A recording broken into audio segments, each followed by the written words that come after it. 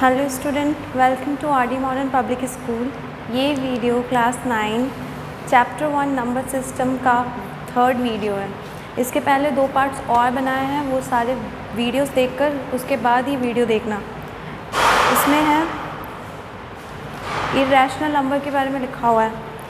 Irrational number क्या number होते हैं? इसके पहले वाले वीडियो में हमने पढ़ा था रैशनल नंबर क्या होते हैं।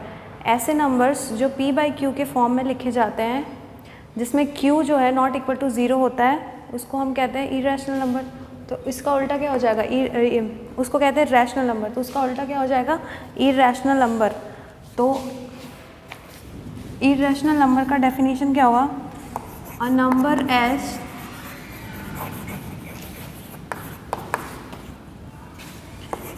is called irrational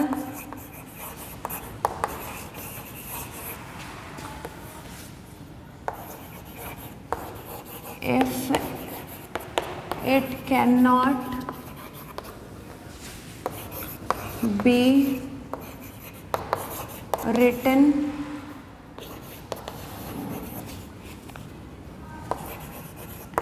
in the form of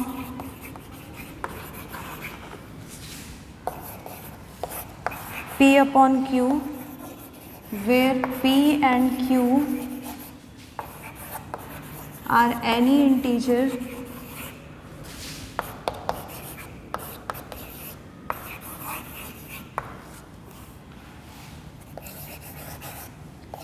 and q is not equal to 0। ठीक है, तो एक रैशनल नंबर क्या होता है? A rational number is called, एक नंबर है s, कोई सा भी नंबर s मान लेते हैं, उसको हम इरेशनल कहते हैं। अगर हम इरेशनल तभी कहेंगे जब हम लोग उसको p/q के फॉर्म में नहीं लिख सकते, जहाँ पे p और q कोई भी एक इंटीजर हो सकता है और q जो है नॉट इक्वल टू 0 होना चाहिए।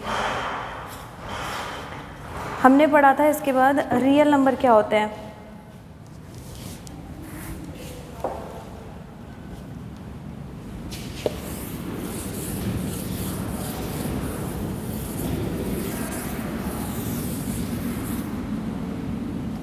रियल नंबर क्या होता है? जितने भी रैशनल और इरेशनल नंबर मिलकर रियल नंबर बनाते हैं, जितने भी रैशनल नंबर होते हैं और इरेशनल नंबर होते हैं सभी मिलकर रियल नंबर बनाते हैं। तो इसको rational,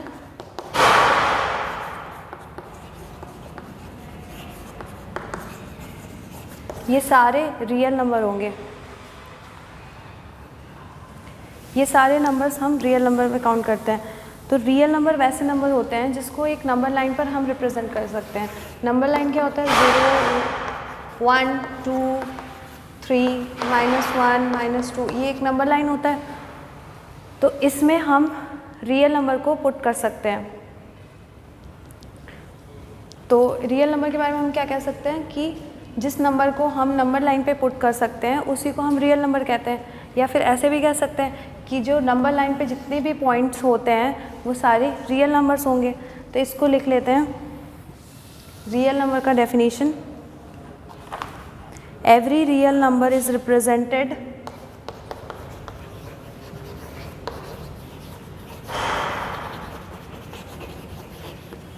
every real number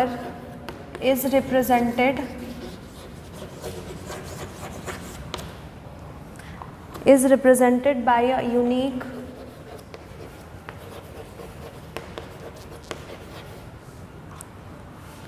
point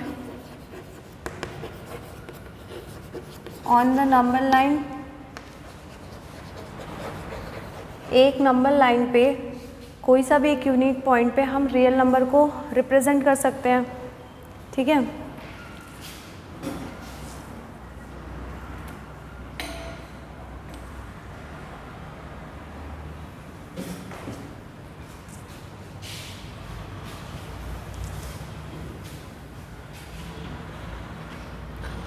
every real number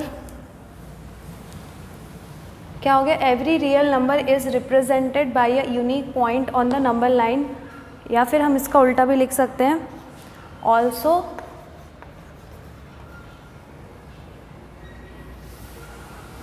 इसके बाद लिखना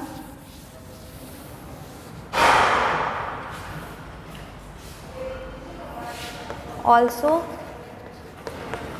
every point on the number line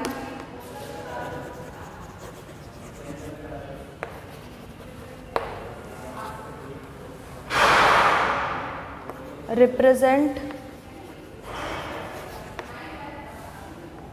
a unique real number.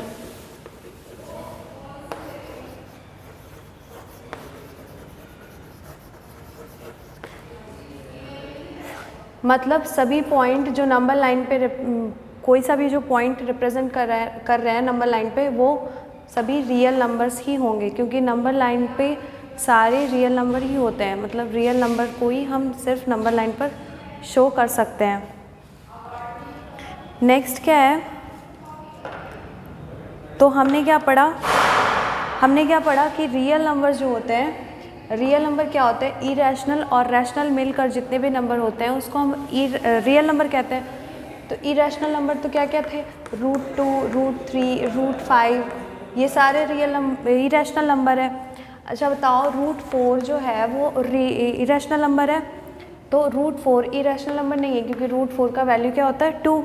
इस तरीके से √9 का वैल्यू क्या होता है 3। तो ये सारे इरेशनल नंबर नहीं है। ये ऐसे नंबर जिसका कोई भी परफेक्ट स्क्वायर नहीं होता, वो सारे इरेशनल होते हैं। और पाई भी है इरेशनल, 0.0101101111, इस तरीके के नंबर्स भी क्या होते हैं, इरेशनल नंबर होते हैं। ठीक है, तो ये सारे पॉइंट्स को हम नंबर लाइन पर शो कर सकते हैं। तो √2 को हम नंबर लाइन पे कैसे शो करते हैं, √2 को कैसे शो करेंगे नंबर लाइन पर, क्योंकि नंबर लाइन तो हमने पढ़ा है कि सिर्फ 0, 1, 2 जितने भी नेचुरल नंबर हैं वो सारे हम और इंटीजर्स को हम नंबर लाइन पे शो कर सकते हैं। पर √2 को कैसे शो करेंगे नंबर लाइन पर, तो किसी भी नंबर को लोकेट करने से पहले अगर हम ये लिख लो पहले, to locate √n on the number line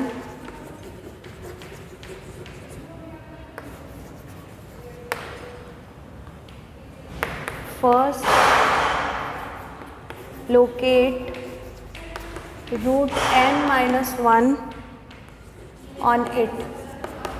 अगर हमें √n फाइंड करना है नंबर लाइन पर, तो हमें क्या फाइंड करना पड़ेगा, √n-1 फाइंड करना पड़ेगा।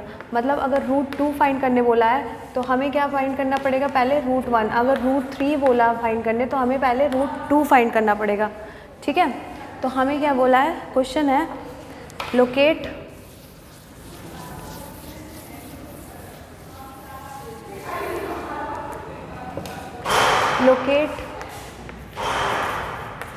√2 on a number line।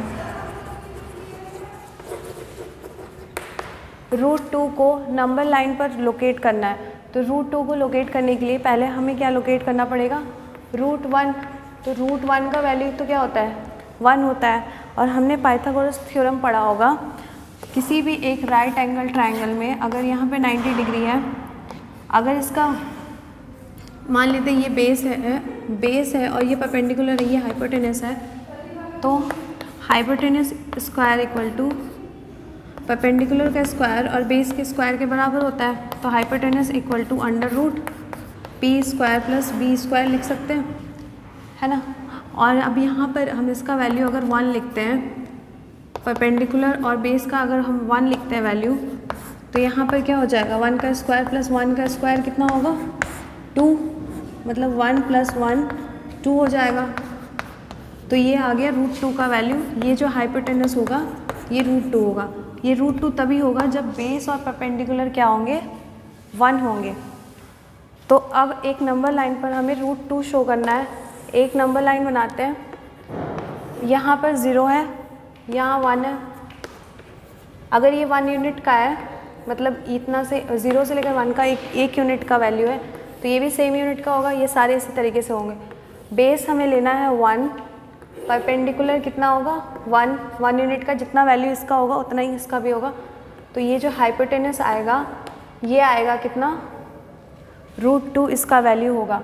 ठीक है, मान लेते हैं यहाँ पर लिखना बाय पाइथागोरस थ्योरम, ये आया कहाँ से,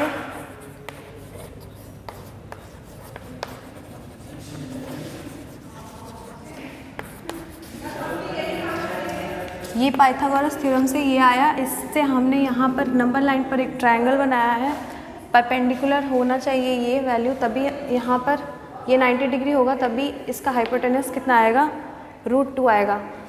तो √2 यहाँ पर एक पॉइंट आया, मान लेते हैं अगर ये पॉइंट O है और ये पॉइंट A है, ये पॉइंट B है, तो ये जो OB आया है ये इसकी किसके बराबर आया है, √2। पर हमें तो नंबर लाइन पर शो करना था, तो हम क्या करेंगे, यहाँ पे कंपास रखेंगे या पेंसिल रखेंगे और इसको यहाँ से ऐसे काट देंगे। तो ये जो पॉइंट मान लेते हैं P, ये क्या शो करेगा, ये √2 शो करेगा। ठीक है, तो ये किसके बराबर हो जाएगा, OP, OB जो होगा OP के बराबर होगा। नेक्स्ट क्वेश्चन है √3 को नंबर लाइन पर शो करना है। तो इसके लिए मैंने क्या बताया था, अगर √3 बोला है तो √2 बनाकर √3 फाइंड करेंगे। तो √3 जो है ये होमवर्क रहेगा, √3 को आपको फाइंड करके दिखाना है मेरे को कॉपी में। √3 कैसे फाइंड करेंगे, सभी बच्चे खुद से ट्राई करेंगे कि √3 नंबर लाइन पर कैसे फाइंड करते हैं। ठीक है, नेक्स्ट हम कल एक्सरसाइज के क्वेश्चन करेंगे, इतना सभी बच्चे अपने कॉपी में कर लेना। आज के लिए इतना ही, थैंक यू।